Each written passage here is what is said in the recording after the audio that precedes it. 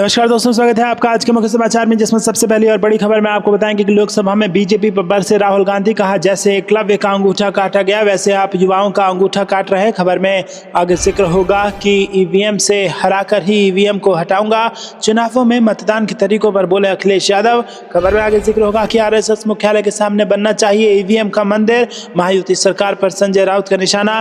खबर में आगे जिक्र होगा कि अपराध की राजधानी बन गई है दिल्ली की बिगड़ती कानून व्यवस्था पर केजरीवाल ने अमित शाह को लिखा पत्र। और इसी के साथ आगे जिक्र होगा कि कपिल सिब्बल का प्रधानमंत्री मोदी पर हमला। कहा सत्ता हासिल करने के लिए वो कुछ भी कर सकते हैं। दोस्तों, हर एक खबर की गहराई में आपको ले जाएंगे, लेकिन उससे पहले आपसे निवेदन की वीडियो कीजिए लाइक और चैनल को सब्सक्राइब करके बेल आइकन दबाकर कमेंट में लिखिए जय हिंद। रुक करते हैं सबसे पहली और बड़ी खबर की तरफ। लोकसभा में बीजेपी पर बरसे राहुल गांधी। कहा जैसे एकलव्य का अंगूठा काटा गया वैसे आप युवाओं का अंगूठा काट रहे हैं। जी हां दोस्तों, भारत के संविधान को अपनाने की 75वीं वर्षगांठ पर चर्चा के दौरान लोकसभा नेता राहुल गांधी ने कहा कि मैं अपना भाषण भाजपा के नहीं बल्कि आरएसएस के विचारों की आधुनिक व्याख्या करने वाले सर्वोच्च नेता के कथन को उद्धृत करके शुरुआत करना चाहता हूं, जो भारत के संविधान के बारे में और उनके विचार से भारत को कैसे चलाया जाना चाहिए के बारे में कहते हैं कि भारत के संविधान की सबसे बुरी बात यह है कि इसमें कुछ भी भारतीय नहीं है। मनुस्मृति वो धर्म ग्रंथ है जो हमारे हिंदू राष्ट्र के लिए वेदों के बाद सबसे अधिक पूजनीय है और जिससे हमारी प्राचीन संस्कृति, रीति रिवाज, विचार और व्यवहार का आधार बना है। इस पुस्तक ने सदियों से हमारे राष्ट्र की आध्यात्मिक और देवीय यात्रा को संहिताबद्ध किया है और आज मनुस्मृति ही कानून है। राहुल गांधी ने दावा किया कि ये सावरकर के शब्द हैं। सावरकर ने अपने लेख में स्पष्ट रूप से कहा है कि हमारे संविधान में कुछ भी भारतीय नहीं है। उन्होंने स्पष्ट रूप से कहा है कि जिस पुस्तक से भारत चलता है उसे इस पुस्तक से हटा दिया जाना चाहिए। रुक करते हैं अगली ब्रेकिंग न्यूज की तरफ। ईवीएम से हराकर ही ईवीएम को हटाऊंगा, चुनावों में मतदान के तरीकों पर बोले अखिलेश यादव। जी हां दोस्तों, आपको बता दें कि शनिवार को 27 में मिलेगी सत्ता सेशन में समाजवादी पार्टी के राष्ट्रीय अध्यक्ष अखिलेश यादव ने हिस्सा लिया और जमकर बीजेपी सरकार पर हमला बोला। उन्होंने उत्तर प्रदेश में 2027 में विधानसभा चुनाव के सवालों का जवाब दिया। ऐसे मौके पर चुनावी समीकरणों के साथ साथ ईवीएम और पुलिस प्रशासन पर भी बात हुई। अखिलेश यादव ने एक बार फिर ईवीएम और यूपी में पुलिस प्रशासन पर सवाल उठाए। अखिलेश यादव ने कहा कि ईवीएम से हराकर ही ईवीएम को हटाऊंगा और मैंने लोकसभा में भी कहा कि अगर मैं ईवीएम से यूपी की 80 की 80 लोकसभा सीट भी जीत जाऊंगा तब भी ईवीएम हटाऊंगा। दुनिया के बहुत सारे मुल्क जो विकसित हैं वो ईवीएम का इस्तेमाल नहीं कर रहे हैं। जर्मनी जैसा देश जो कई मायनों में सबसे ज्यादा ताकतवर है, वो अपने देश में ईवीएम के इस्तेमाल को असंवैधानिक बोलता है। रुक करते हैं अगली ब्रेकिंग न्यूज की तरफ। आरएसएस मुख्यालय के सामने बनना चाहिए ईवीएम का मंदिर, महायुति सरकार पर संजय राउत का निशाना। जी हां दोस्तों, शिवसेना नेता संजय राउत ने शनिवार को महाराष्ट्र में भारतीय जनता पार्टी के नेतृत्व वाले महायुति गठबंधन पर कटाक्ष करते हुए कहा कि उन्हें इलेक्ट्रॉनिक वोटिंग मशीन का जुलूस निकालना चाहिए और ईवीएम मंदिर बनाने का निर्णय लेना चाहिए। उन्होंने कहा कि पहली कैबिनेट बैठक के दौरान उन्हें नागपुर में राष्ट्रीय स्वयंसेवक संघ मुख्यालय के सामने ईवीएम मंदिर के निर्माण की घोषणा करनी चाहिए। सबसे पहले वहां मुख्यमंत्री का जुलूस निकाला जाएगा। मेरा मानना है कि मुख्यमंत्री को जुलूस निकालने से पहले उन्हें ईवीएम का जुलूस निकालना चाहिए और पहली कैबिनेट में उन्हें आरएसएस मुख्यालय के सामने ईवीएम का मंदिर बनाने का निर्णय लेना चाहिए। शिवसेना सांसद ने कैबिनेट जिम्मेदारियों पर निर्णय नहीं ले पाने को लेकर नवगठित सरकार पर निशाना साधा। राज्य में हो रहे हत्याओं और बलात्कारों का आरोप लगाते हुए राउत ने कहा कि महाराष्ट्र में अराजकता का माहौल है। रुक करते हैं अगली ब्रेकिंग न्यूज की तरफ। ये अपराध की राजधानी बन गई है दिल्ली की बिगड़ती कानून व्यवस्था पर केजरीवाल ने अमित शाह को लिखा पत्र। जी हां दोस्तों, दिल्ली के पूर्व मुख्यमंत्री अरविंद केजरीवाल ने राष्ट्रीय राजधानी में बिगड़ती कानून व्यवस्था की स्थिति को लेकर शनिवार को अमित शाह को पत्र लिखा और दिल्ली में बिगड़ती कानून व्यवस्था की स्थिति पर गृह मंत्री से मिलने का समय मांगा। केजरीवाल ने राष्ट्रीय राजधानी में चिंताजनक कानून व्यवस्था को लेकर भाजपा के नेतृत्व वाले केंद्र पर हमला बोला था और कहा था कि अगर उनकी पार्टी की सरकार दिल्ली पुलिस पर नियंत्रण रखती तो स्थिति अलग होती। करोल बाग में आगामी विधानसभा चुनाव से पहले एक पदयात्रा को संबोधित करते हुए केजरीवाल ने कहा कि वो केंद्र को शहर में उनकी सुरक्षा सुनिश्चित करने के लिए मजबूर करने के लिए जनता के साथ एक आंदोलन शुरू करेंगे। राष्ट्रीय राजधानी में अपराध में वृद्धि का हवाला देते हुए केजरीवाल ने कहा कि भारत के 19 मेट्रो शहरों में से दिल्ली महिलाओं के खिलाफ अपराध में नंबर 1 पर है। हत्या के मामले में दिल्ली नंबर 1।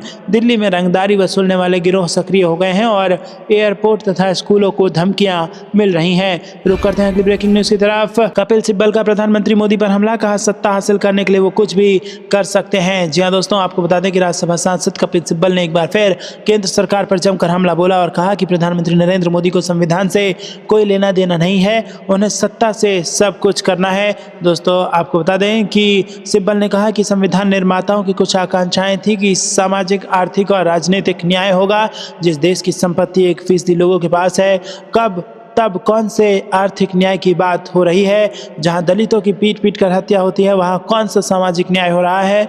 व्यवस्था जातियों के माध्यम से चलाई जा रही है। जिसकी सरकार होती है वही नियुक्त होते हैं। पैसा चुनाव पर राज कर रहा है, इनके बारे में बात नहीं की जा रही है। रुक करते हैं अगली ब्रेकिंग न्यूज़ की तरफ। किसानों ने दिन भर के लिए स्थगित किया दिल्ली मार्च। अब 16 दिसंबर को देश भर में करेंगे ट्रैक्टर मार्च। जी हाँ दोस्तों, पंजाब के साथ राज्य की सीमा पर हरियाणा सुरक्षा कर्मियों द्वारा आंसू गैस की गोलाबारी में कुछ के घायल होने के बाद प्रदर्शनकारी किसानों ने शनिवार को दिल्ली तक अपना पैदल मार्च दिन भर के लिए स्थगित कर दिया है। किसान नेता सरवन सिंह बंधेर ने कहा कि दोनों मंचों ने आज जत्था वापस लेने का फैसला किया है। सुनने में आ रहा है कि 17-18 लोग घायल हुए हैं। हम कुछ देर बाद पीसी करेंगे और आगे की कार्रवाई की जानकारी देंगे। सरवन सिंह बंधेर ने कहा कि 16 दिसंबर को पंजाब के बाहर ट्रैक्टर मार्च निकाला जाएगा और 18 दिसंबर को हमने पंजाब में रेल रोको का आह्वान किया है। हम सभी पंजाबियों से बड़ी संख्या में रेल रोको में भाग लेने की अपील करते हैं। उन्होंने कहा कि विपक्ष को सिर्फ बयान देकर अपनी भूमिका से नहीं भागना चाहिए, उन्हें किसानों की मांगों को पूरा करने के एजेंडे पर प्रकाश डालना चाहिए। उन्हें रुकना चाहिए। जैसे वो अन्य मुद्दों पर संसद को ठप कर रहे हैं, वैसे ही राहुल गांधी हमारे मुद्दे को संसद में नहीं उठा रहे हैं, जैसा उन्होंने हमें आश्वासन दिया था। रुक करते हैं अगली ब्रेकिंग न्यूज़ की तरफ। प्रियंका गांधी और कई अन्य सांसदों ने संसद परिसर में किया प्रदर्शन। वायनाड के लिए राहत पैकेज की कर दी मांग। जी हाँ दोस्तों, कांग्रेस महासचिव प्रियंका गांधी और केरल के कई अन्य सांसदों ने शनिवार को वायनाड की भूस्खलन त्रासदी के पीड़ितों के लिए राहत पैकेज की मांग को लेकर संसद परिसर में प्रदर्शन किया। संसद भवन के मकर द्वार के निकट प्रियंका गांधी और कई अन्य सांसद एकत्र हुए और वायनाड के साथ भेदभाव बंद करो के नारे लगाए। रुक करते हैं अगली ब्रेकिंग न्यूज़ की तरफ। किसानों को समर्थन देने शंभू बॉर्डर जाएंगे बजरंग पुनिया। कहा अन्नदाताओं को रोकना देश में इससे बड़ी तानाशाही नहीं। जी हाँ दोस्तों, पंजाब और हरियाणा की सीमाओं पर देश के किसानों का आंदोलन लगातार जारी है। शनिवार को स्टार पहलवान और कांग्रेस किसान मोर्चा के राष्ट्रीय अध्यक्ष बजरंग पुनिया शंभू बॉर्डर जाकर किसानों को समर्थन देंगे। मांगों को लेकर किसान नेता जगदीश सिंह डल्लेवाल किसानों की मांग को लेकर आमरण अनशन पर हैं। वहीं बजरंग पुनिया ने शंभू बॉर्डर रवाना होने से पहले मीडिया से बात करते हुए कहा कि जगजीत सिंह डल्लेवाल को आमरण अनशन पर गए हुए शनिवार को 18 दिन हो गए हैं, लेकिन उसके बाद भी सरकार ने अभी तक कोई सुनवाई नहीं की है। इस सोई हुई सरकार को जगाने के लिए पूरे देश को नम्रता के साथ एक होना होगा। अन्नदाता 13 महीने पहले और पिछले 10 महीने यानी कुल 23 महीनों में MSP की मांग को लेकर धरने दे रहे हैं। पुनिया ने बताया कि किसानों के समर्थन में हम पहले भी थे और आगे भी रहेंगे। इसी सिलसिले में शनिवार को शंभू बॉर्डर जा रहा हूं। उन्होंने 101 आदमी दिल्ली भेजने के लिए एक पैनल बनाया है, लेकिन इनको भी पुलिस की तरफ से रोका जा रहा है। तो देश में इससे बड़ी तानाशाही क्या होगी? दोस्तों रुक करते हैं अगली ब्रेकिंग न्यूज़ की तरफ। उद्धव गुट के नेता आदित्य ठाकरे ने बीजेपी पर बोला हमला। जी हाँ दोस्तों, आपको बता दें कि महाराष्ट्र में महायुति गठबंधन की सरकार बनने के बाद भी महाविकास अघाड़ी के घटक दल सत्तारूढ़ पार्टी पर हमलावर हैं। शिवसेना UBT विधायक आदित्य ठाकरे ने हिंदुत्व के मसले पर बीजेपी को घेरा। उन्होंने आरोप लगाते हुए कहा कि बीजेपी सिर्फ वोट के लिए हिंदुओं का इस्तेमाल करती है। शिवसेना UBT विधायक आदित्य ठाकरे ने कहा कि उद्धव ठाकरे ने कल बीजेपी के नकली हिंदुत्व, बीजेपी के चुनावी हिंदुत्व को उजागर किया। रेलवे ने दादर मंदिर को दिए गए नोटिस को खारिज कर दिया। आज हम दादर मंदिर जा रहे हैं। उन्होंने बीजेपी पर निशाना साधते हुए आगे कहा कि हिंदुओं का इस्तेमाल बीजेपी सिर्फ वोट के लिए करती है। बीजेपी शासित राज्यों में हिंदू अधिक खतरे में हैं। इतनी हिम्मत है तो बांग्लादेश जाकर के दिखाओ। हमने बीजेपी के चुनावी हिंदुत्व को एक्सपोज किया है। मुंबई के भ्रष्टाचार पर अगर कोई बात करना चाहता है तो मुख्यमंत्री एकनाथ शिंदे और उनके कुछ नेताओं को सरकार में ना ले। रुक करते हैं अगली ब्रेकिंग न्यूज़ की तरफ, जहां पर आपको बता दें कि संविधान संशोधन तो होते आए हैं। राजनाथ सिंह के बयान पर अशोक गहलोत का पलटवार। जी हाँ दोस्तों, रक्षा मंत्री राजनाथ सिंह ने कहा कि कांग्रेस की सरकारों ने संविधान में सबसे ज्यादा बदलाव किए ताकि विरोधियों को दबाया जा सके। अब राजस्थान के पूर्व मुख्यमंत्री अशोक गहलोत ने राजनाथ सिंह के बयान पर पलटवार कर दिया है। उन्होंने कहा कि कई सरकारें बदली हैं, बदलाव और संविधान संशोधन तो होते आए हैं, लेकिन संविधान पर जो खतरा मंडरा रहा है उसमें फर्क है। आज संविधान बचाओ दिवस मनाया जा रहा है, तो ये स्थिति क्यों पैदा हुई? अशोक गहलोत ने न्यूज एजेंसी ANI से बात करते हुए कहा कि संविधान संशोधन के समय में कुछ तो ऐसी प्रक्रियाएं अपनाई गई होंगी। अगर ये लोग प्रक्रिया पूरी करें तो कई बड़े इशू होते हैं जिन्हें पब्लिक पब्लिक डोमेन में लाना पड़ता है, राष्ट्रीय बहस होती है, उसके बाद सरकार फैसला करती है कि जनता का रुख क्या है। ये इन सब से हटकर शॉर्टकट के माध्यम से कैबिनेट से पास करवाए, इसीलिए जनता में अविश्वास पैदा हो गया। रुक करते हैं अगली ब्रेकिंग न्यूज़ की तरफ। दिल्ली कांग्रेस को हल्के में लेना पड़ेगा भारी, देवेंद्र यादव का बड़ा बयान। जी हां दोस्तों, दिल्ली कांग्रेस के अध्यक्ष देवेंद्र यादव ने आम आदमी पार्टी और बीजेपी को लेकर शुक्रवार को बड़ा बयान दिया और कहा कि कांग्रेस विरोधी दोनों पार्टियों के नेता दिल्ली विधानसभा चुनाव के लिहाज से कांग्रेस को आंक रहे थे, लेकिन दिल्ली न्याय यात्रा की सफलता ने उन्हें एहसास करा दिया है कि कांग्रेस को हल्के में नहीं लिया जा सकता। देवेंद्र यादव के मुताबिक आम आदमी पार्टी और बीजेपी जो दिल्ली कांग्रेस को कम आंक रही थी, दिल्ली न्याय यात्रा की सफलता के बाद दोनों पार्टियों को दिल्ली में पार्टी की मौजूदगी और मजबूती का एहसास हो चुका है। उन्होंने कहा कि कांग्रेस ने अभी 70 में से सिर्फ 21 उम्मीदवारों की घोषणा की है। कांग्रेस प्रत्याशियों के पहली सूची जारी होते ही अवसरवादी बीजेपी और आम आदमी पार्टी में सुगबुगाहट शुरू हो गई है, जबकि अभी कांग्रेस द्वारा 49 सीटों पर उम्मीदवारों की घोषणा बाकी है। आम आदमी पार्टी के अधिकतर उम्मीदवार अपनी सीट बदल रहे हैं या अरविंद केजरीवाल के भ्रष्टाचार के कारण चुनाव ही नहीं लड़ना चाहते हैं। दिल्ली कांग्रेस अध्यक्ष ने कहा कि दिल्ली विधानसभा चुनाव 2025 के लिए कांग्रेस की पहली लिस्ट जारी करके केंद्रीय नेतृत्व ने पूरा संतुलन रखा है। 21 विधानसभाओं के उम्मीदवारों के नाम घोषित होने के बाद कांग्रेस कार्यकर्ता जोश और उत्साह से सरोबोर हैं। रुक करते हैं अगली ब्रेकिंग न्यूज की तरफ। ICSSR संस्थाओं में 7वें वेतन आयोग का कार्यान्वयन करे सरकार, दिग्विजय सिंह ने केंद्रीय मंत्री को लिखा पत्र। जी हां दोस्तों, मध्य प्रदेश के पूर्व मुख्यमंत्री व राज्यसभा सदस्य एवं शिक्षा मामले की संसदीय समिति के अध्यक्ष दिग्विजय सिंह ने केंद्रीय शिक्षा मंत्री धर्मेंद्र प्रधान को एक पत्र लिखकर ICSSR द्वारा समर्थित अनुसंधान संस्थाओं में 7वें वेतन आयोग के कार्यान्वयन की मांग की है। उन्होंने कहा कि ICSSR के मुख्य निकाय को 7वें वेतन आयोग के लाभ मिल रहे हैं, लेकिन ये लाभ इन अनुसंधान संस्थाओं और क्षेत्रीय केंद्रों को 8 वर्षों के बाद भी नहीं मिला है। रुक करते हैं अगली ब्रेकिंग न्यूज की तरफ। मोदी सरकार कलयुगी प्रोफेशनल सरकार, देश में फिर होगा बड़ा किसान आंदोलन, राकेश टिकैत ने किया इसका ऐलान। जी हां दोस्तों, पंजाब हरियाणा के खनौरी बॉर्डर पर किसान नेता जगजीत सिंह डल्लेवाल का मरणाव्रत शुक्रवार 18वें दिन भी जारी रहा। उनकी सेहत की जानकारी लेने के लिए संयुक्त किसान मोर्चा के नेता राकेश टिकैत, हरिंदर सिंह लखोवाल समेत 5 किसान नेता शुक्रवार को वहां पहुंचे। इस दौरान पत्रकारों से बातचीत में केंद्र सरकार पर निशाना साधते हुए राकेश टिकैत ने कहा कि मोदी सरकार कलयुग की प्रोफेशनल सरकार है। उन्होंने कहा कि देश में एक बार फिर बड़ा आंदोलन होगा। पंजाब के खनौरी व शंभू बॉर्डर पर चल रहा आंदोलन दिल्ली आंदोलन से भी बड़ा होगा, लेकिन ये तब होगा जब सभी संगठन एकजुट होंगे। किसान नेता राकेश टिकैत ने कहा कि मोदी सरकार पूंजीवादियों की सरकार है और जो सरकार कत्लेआम पर बनी हो उसे कोई दर्द नहीं होता, दर्द उसे होता है जिसमें कोई रहम हो। SKM व अन्य संगठनों को बैठक कर इस किसान आंदोलन पर चर्चा करनी चाहिए। सभी राज्यों के किसानों को एकजुट होना होगा, इसे पूरे देश का आंदोलन बनाना होगा। हम सब लोग साथ में हैं। अगर सरकार अपनी जिद पर है तो हम भी अपने मोर्चे पर डटे हैं। रुक करते हैं अगली ब्रेकिंग न्यूज़ की तरफ। इतनी जल्दी है तो सरकार को भंग करके करवा ले चुनाव, वन नेशन वन इलेक्शन पर बोले अखिलेश यादव। जी हां दोस्तों, एक राष्ट्र एक चुनाव कराने के लिए केंद्रीय कैबिनेट की मंजूरी मिल चुकी है। वहीं सरकार इससे जुड़े 2 बिल अगले हफ्ते लोकसभा में पेश करने जा रही है। इस बीच समाजवादी पार्टी के अध्यक्ष और सांसद अखिलेश यादव ने शनिवार को देश में एक साथ चुनाव कराने पर तंज कसा। उन्होंने कहा कि अगर वो इतनी जल्दबाजी में है तो सरकार को भंग कर दें। अभी संसद की शीतकालीन सत्र चल रही है। संसद में सदस्य संविधान के 75वीं वर्षगांठ पर 2 दिवसीय संविधान पर बहस कर रहे हैं। इसी कड़ी में प्रधानमंत्री नरेंद्र मोदी भी सदन में संविधान पर चर्चा करने वाले हैं। वहीं लोकसभा पहुंचे सपा सांसद अखिलेश यादव ने एक राष्ट्र एक चुनाव कहा है। आज PM मोदी संसद में आने वाले हैं। अगर एक साथ चुनाव कराने की इतनी जल्दी है तो सरकार भंग करके फिर से चुनाव करवा लें। समाजवादी पार्टी प्रमुख अखिलेश यादव ने कहा कि एक राष्ट्र एक चुनाव की इतनी जल्दी है तो सरकार को भंग करके देश में फिर से चुनाव क्यों नहीं करवा लेते। ऐसा करने का यही सही समय है क्योंकि हम संविधान पर चर्चा कर रहे हैं। उन्होंने कहा कि ये वही लोग हैं जो महिलाओं का सम्मान के लिए नारी वंदना योजना के रूप में आरक्षण लाने वाले थे। क्या हुआ?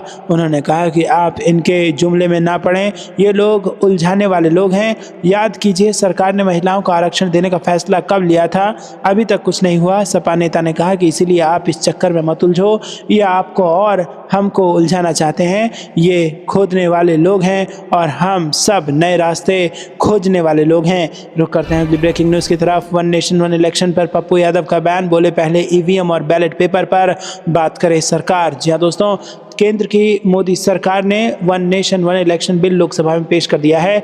इस बिल को लेकर राजनीति भी तेज हो गई है। सत्ता पक्ष जहां इस बिल के समर्थन में है तो वहीं विपक्ष लगातार इस बिल पर हमलावर है। पूर्णिया सांसद पप्पू यादव ने वन नेशन वन इलेक्शन का विरोध करते हुए ईवीएम और वन नेशन वन जस्टिस की मांग उठाई। उन्होंने कहा कि वन नेशन वन इलेक्शन का कोई मतलब नहीं है। सरकार इस बिल से पहले ईवीएम और बैलेट पेपर पर बात करे। चुनाव जो महंगा हो रहा है, 300 से 400 करोड़ रुपए खर्च हो रहे हैं। देश के लोगों के टैक्स का पैसा चोरी कर चुनाव में लगाया जा रहा है। चुनाव के मार्केटिंग की जा रही है। पप्पू यादव ने कहा कि टैक्स के पैसे से विज्ञापन दिए जा रहे हैं। टैक्स के पैसे से जो खैरात बांटी जा रही है उसे रोका जाना चाहिए। सरकार को one nation one health, one nation one education, one nation one justice की बात करनी चाहिए। सरकार को आज़ादी और मौलिक अधिकारों की बात करनी चाहिए। लोगों को रोजगार नहीं मिला है उसकी बात करनी चाहिए। पूर्णिया सांसद पप्पू यादव ने कहा कि संविधान पर बोलने का हक सबको है, लेकिन हमारे प्रधानमंत्री हैं, जब एक उंगली दुनिया की तरफ उठती है तो 3 उंगली खुद की तरफ उठनी चाहिए। और मैंने अभी कहा है कि जो लोग गुल्लक बेचने में शामिल थे, ईडी ने उनके माता पिता को आत्महत्या करने पर मजबूर कर दिया। रुक करते हैं अगली ब्रेकिंग न्यूज की तरफ। वन इलेक्शन तो पब्लिक सुविधा एक क्यों नहीं, आरजेडी ने पोस्टर लगाकर मोदी सरकार से मांगा जवाब। One nation one election. जी हाँ दोस्तों, आपको बता दें कि एक तरफ मोदी सरकार 16 दिसंबर को संसद के शीतकालीन सत्र के दौरान वन नेशन वन इलेक्शन विधेयक को लाने की तैयारी कर रही है, तो दूसरी तरफ विपक्षी दलों की ओर से विरोध भी शुरू हो गया है। पटना में राष्ट्रीय जनता दल के कार्यकर्ताओं ने पोस्टर लगाकर इसका जोरदार विरोध किया। पोस्टर में लालू यादव, तेजस्वी यादव और राबड़ी देवी की तस्वीर लगा है और उनके हवाले से केंद्र सरकार से कुछ प्रश्न पूछे गए हैं। पूछा गया है कि वन एजुकेशन क्यों नहीं। आरजेडी कार्यालय के बाहर लगे इस पोस्टर में तेजस्वी यादव की तस्वीर के साथ लिखा गया है कि वन नेशन वन एजुकेशन क्यों नहीं, हमारे देश में कोई युवा बेरोजगार नहीं रहे, ये नियम क्यों नहीं, वन नेशन वन इलेक्शन तो पब्लिक सुविधा एक जैसी क्यों नहीं, सबकी शिक्षा हो एक समान, वन नेशन वन ट्रीटमेंट क्यों नहीं। पूर्व मुख्यमंत्री राबड़ी देवी की तस्वीर के साथ स्वास्थ्य को लेकर सवाल पूछा गया है और लिखा गया है कि वन नेशन वन ट्रीटमेंट यानी कि स्वास्थ्य सेवा क्यों नहीं मिलती। वहीं आपको बता दें कि पोस्टर पर प्रतिक्रिया देते हुए प्रदेश महासचिव उमेश यादव ने कहा कि हम लोग वन नेशन वन इलेक्शन का विरोध कर रहे हैं। उन्होंने कहा कि ऐसा नहीं होना चाहिए, ऐसा होने से छोटी छोटी पार्टियां खत्म हो जाएंगी और केंद्र में बैठी हुई सरकार यही चाह रही है। आरजेडी नेता ने मोदी सरकार पर संविधान को बदलने का आरोप लगा दिया। वन नेशन वन इलेक्शन की चर्चा करने वाली सरकार को समान शिक्षा व्यवस्था और समान स्वास्थ्य सेवा के साथ साथ सभी लोगों को रोजगार मिले इसकी भी व्यवस्था करनी चाहिए, लेकिन ये सरकार ऐसी साजिश रचने जा रही है जिससे छोटे दलों को खत्म कर दिया जाए। हम लोग इसके खिलाफ हैं। आरजेडी महासचिव गणेश यादव का यह बयान है। रुक करते हैं अगली ब्रेकिंग न्यूज की तरफ।